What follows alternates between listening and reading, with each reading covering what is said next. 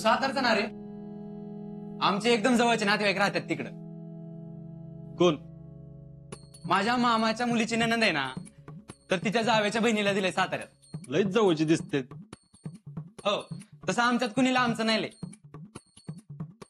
असणारच.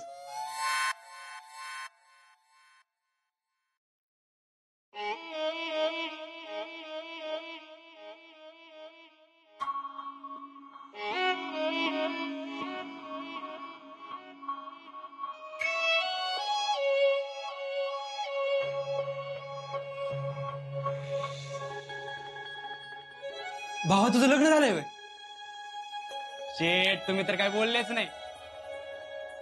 आमच्या काकाचा मेवना आहे ना, त्याचा भाचा इंदापूरला असतो, तर त्याचा चुलत भाऊ 3 वर्ष झाला आर्मीत आहे. पण अजून त्याचं लग्न जुळलं नाही हो कुठं. का तर तो आर्मीत आहे म्हणून. आणि तुमचं तर जॉईन व्हायचं आताच. आमचं लव्ह मॅरेज आहे. अरे वा. पण तुम्हाला सांगतो शेट, फौजी लोकांनी आहे ना आधीच जुळवायला पाहिजे, नंतर पोरी तयार होत नाही. तो मग बघून ठेवायचे नाही का? फौजी हम वो है जो सनम से नहीं वतन से प्यार करते हैं. प्रताप, एक फोन करतो जरा. 1 का 2 करा की शेट.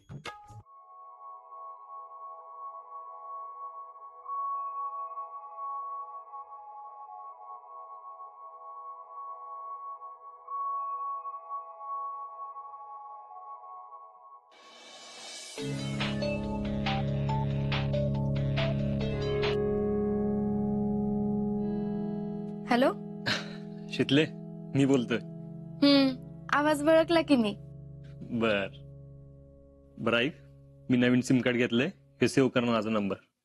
बोका 2 म्हणून का? ठेव की. का तुम्ही अजून बी चोरून बोलताय वे? अगं नाही, आता काय नाही एवढं. आता वापरू शकतो मोबाईल. हा, फक्त काय नियम आहेत तेवढे पाळावे लागतात. हा, तेवढे एक बरं झालं. शितले, तुझा आवाज असं दमल्यासारखं काय तू? नाही, कुठं काय. तुला काम अंगावर पडलंय का? नाही हो, ही आपली नेहमीचीच माझी कामं. आणि मामीने काय सांगितलं तर तेवढं.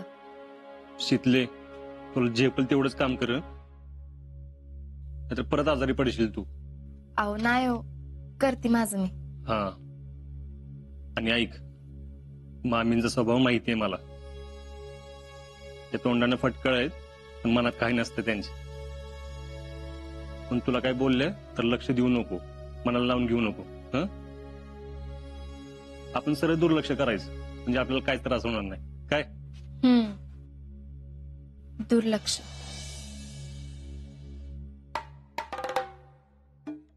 शीतल, ए शीतल. हॅलो. मला मामी बोलवतात, मी नंतर करते. अगं ऐक तरी माझं. नंतर करते. हा, बाय. अगं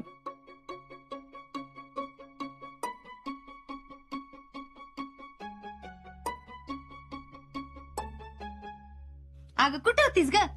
का हो, काय झालं? तुला मी गहू निवडायला सांगितलं होतं ना, तू गेलीस विसरून. म्हणलं आपणच निवडाव. अहो नाही, विसरले नाही. स्वयंपाक आवरती आणि मग घेते निवडाय. अगो बाई, म्हणजे अजून स्वयंपाक पण केला नाहीस वे? आता अरे देवा, हे डबा न घेताच गेले वाटतं. अहो झालाय स्वयंपाक, मामाना डबा बी दिला. पण जीजीला लाल माठ आवडतो ना, तेवढं परतून घेणार होते. मला कधी विचारलंस का, मामी तुम्हाला कुठली भाजी आवडती, काय करू? अहो मामी, असं का म्हणताय? तुम्ही फक्त सांगा, करते मी. काय नको मला, हाय हीच कामं नीट कर, लय उपकार होतील. गहू घेते निवडून आणि मग धुणं धुवाय घेते. म्हणजे अजून धुणं बी राहिलंय बाई धुवायचं? नाही, ते जयश्रीने नंतर साड्या दिल्या ना त्यांच्या, मग जादाचं काम असंच म्हणायचंय ना तुला? अहो नाही, असं कुठं म्हणलं मी. कळलं मला, तुला काय म्हणायचं होतं का नाही ते कळलं. गहू घेते निवडाय. हा घेच, नाहीतर बसशील काय तर टाइमपास करत.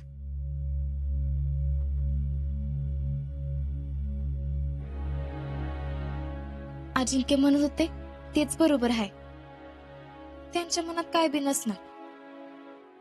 आपण आपल्या कामात मन रमवलं पाहिजे. त्यांच्या बोलण्याकडे दुर्लक्ष केलं पाहिजे. पण कसं?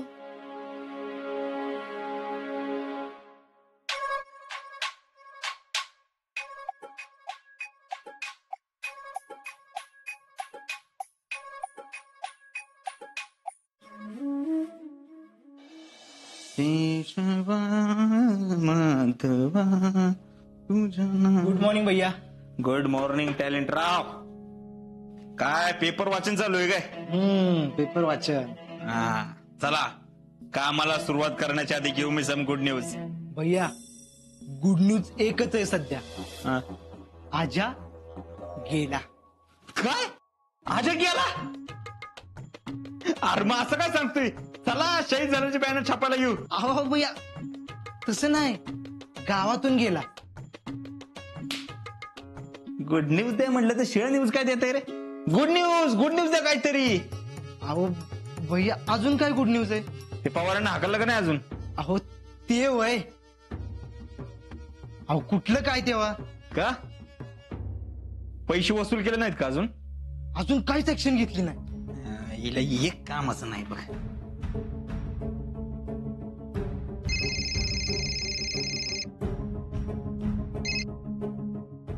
हॅलो नमस्कार, ओळखलं का?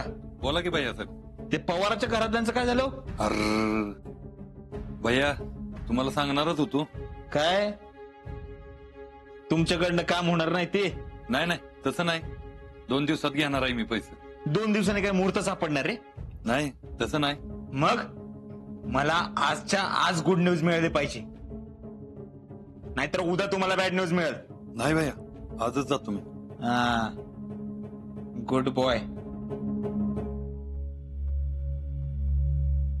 टॅलेंट शुभ घडी आली बघ. नाव टाइम इज माय.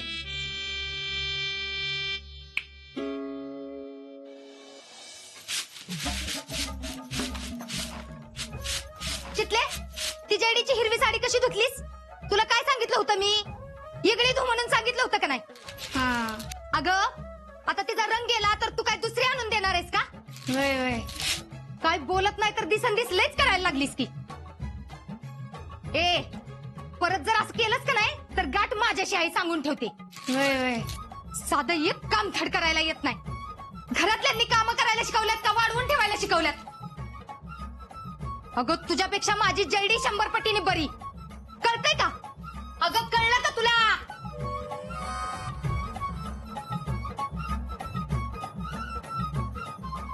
आता ही करून मलाच बत्तीशी दाखव. तुला तर का नाही बघून घेते मी. गाठ ह्या पुष्पा भुलतेशी आहे दम.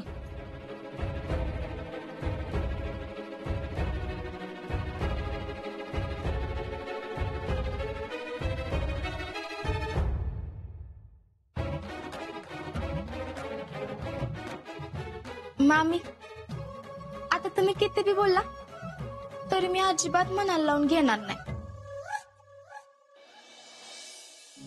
शीतल शीतल थांब थांब. अगं काय कामात गुंतवून घेतलीस स्वतःला?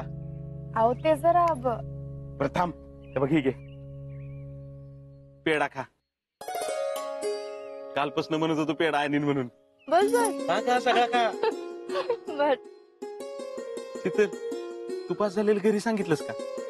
माय अजून वाटलंच मला, कामाच्या नादात सांगितलं नसेल ना. आता एक काम कर, पहिल्यांदा घरी जाऊन सांग पास झाली म्हणून. बर हे घे पेढा. एक काम करते, आधी दळण घरी ठेवते आणि मग जाते. अगं दळणाचं काय राहू दे, ती दे माझ्याकडे. ठीक आहे आओ आओ ते इकडं आओ पण जा, पहिल्यांदा सांगून ये घरी जा. बर.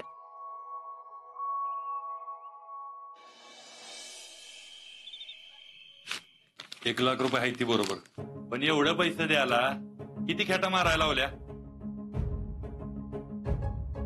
खर तर याजच घ्यायला पाहिजे होतं. बरं येऊ का? हा पण कधी कवा नड लागली तर आम्हाला इसरायचं नाही. हा जितू शेठ येऊ का?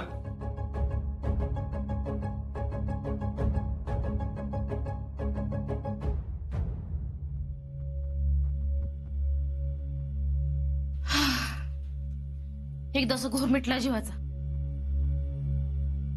नाहीतर काय, जीवाला चैनच पडत नव्हतं. सारखा आपला एकच विचार यायचा. ना आता तरी सांगा की कुठनं आणलं एवढं पैसे? तुम्ही पैशाची जुळवाजुळव कशी केली ते आम्हाला बी कळू देत की.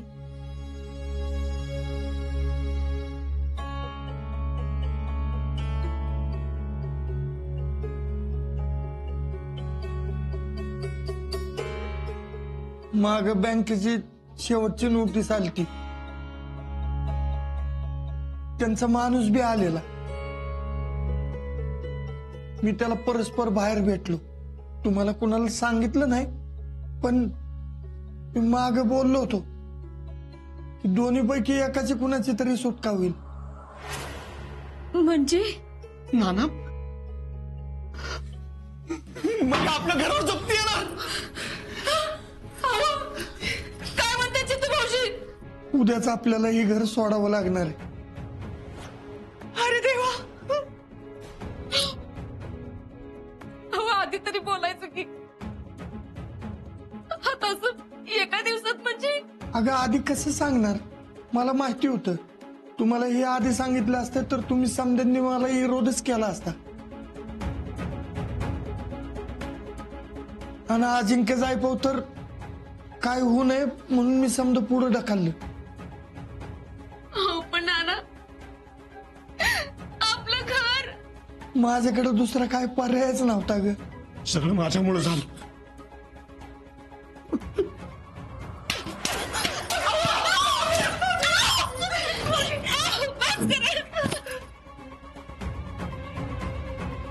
काय पैसे बघायला जाताना अक्कल कुठं का टाकली होती काय माहित. अरे असू देत ना, आता मागचं कशाला उकरून काढतोयस? नाही जितू भाऊजी, यात तुमची काय बी चुकी नाही. हे जर दुबईला गेले नसते तर आज हे घर सुखानं नांदत असत.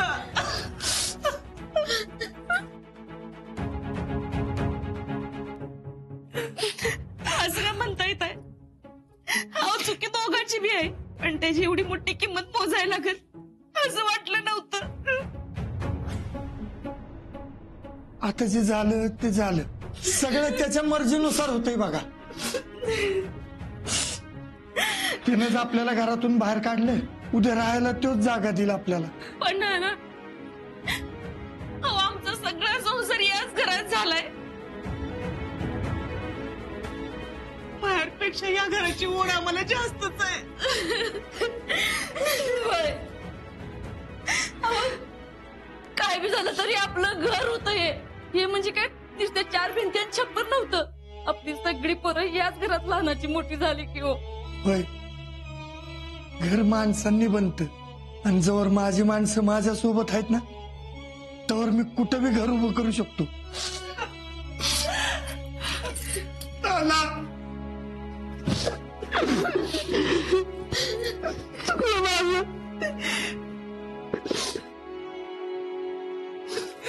नाना, नाना, आई, सुमन काकी, जितू काका. नाना, मी पास झाले. हे घे पेढ.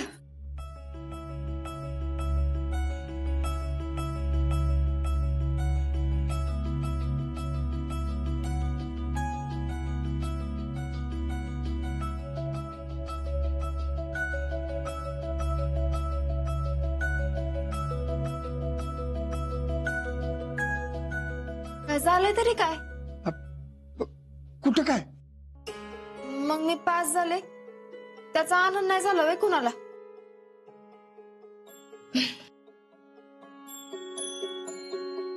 आनंद नाही झाला? अगं येडी का खुळी तू?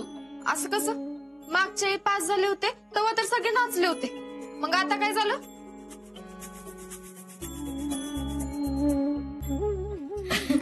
अगं नाही झालं. शीतल, अगं आमचा विश्वासच बसाना. नाहीतर काय, अगं तूच म्हणली होतीस ना यंदा काय खरं नाही म्हणून. हा ते वय. अहो नाना जरा कमीच पडली, नाहीतर या येत फर्स्ट क्लास फिक्स होता बघा. बेस झालं पुरी, बेस झालं. अगं पांडुरंग पाठीशी असतो हेच खरं. असं का बोलताय? देवा पुढे ठेवलेस का पेढे? मग सगळ्यात आधी देवा पुढेच ठेवला आणि मग वाटायला लागली.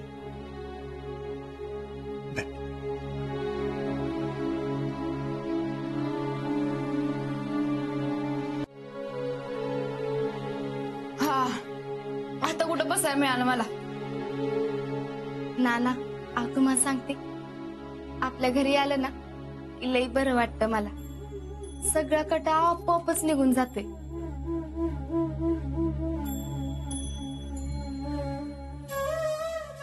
इथं आलं की कामाचा शीनच निघून जाते सगळं. काके अगं एकदम गार आणि निवांत वाटतंय बघ. डोक्यावरचं वजन उतरून ठेवल्यागत. वय वय काय वय, रोज येत नाही म्हणून ओढत असतीस आणि आता आले तर सगळे नुसते ढिम्म उभ्यात. अगं शितले, अशी अचानक आलीस ना तू. काके आता मला कळले माहेरची वड काय असते ती.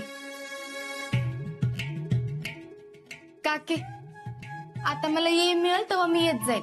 अजिंक्य नाहीत ना तर ये काढून येत जाईल मी.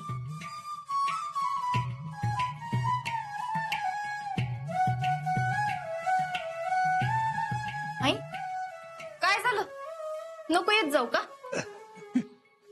अगं ये की, तू स्वतःहून असं बोललीस बरं वाटलं बघ. बरं वाटलं. चेहऱ्यावर दिसत नाही कुणाच्या. अगं असं पारख्यागत काय बोलतीस?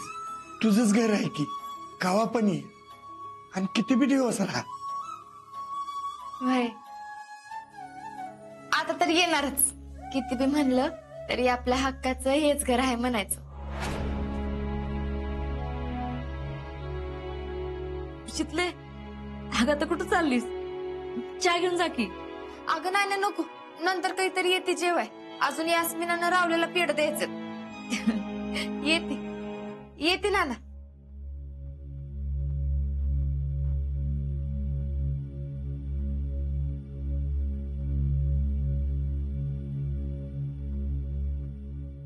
आणि हा मी परत आले तोंड पडलेली असली ना तर बघाच.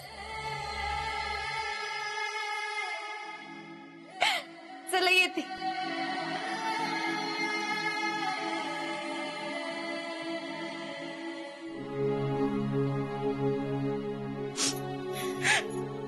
काय बाई,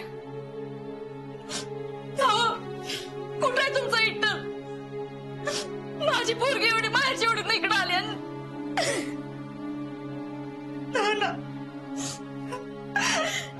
आपण उघड्यावर ऐका, अरे असं रडत बसून काय घर मिळणार आहे का? हे जितू उठ उठ. नीलम आवरायला घे. आणि ते इठ्ठलाला दोष देऊन काय होणार आहे? अगं शेवटी आपले भोग आपल्यालाच भोगावायला पाहिजेत ना. आणि शेवटी घर म्हणजे काय असतं? घराला घर पण येतं ते माणसांमुळं. आता राहायची जागा बदलल, जरा गैरसोय होईल. सगळं आपल्या मनासारखं थोडीच होणार आहे.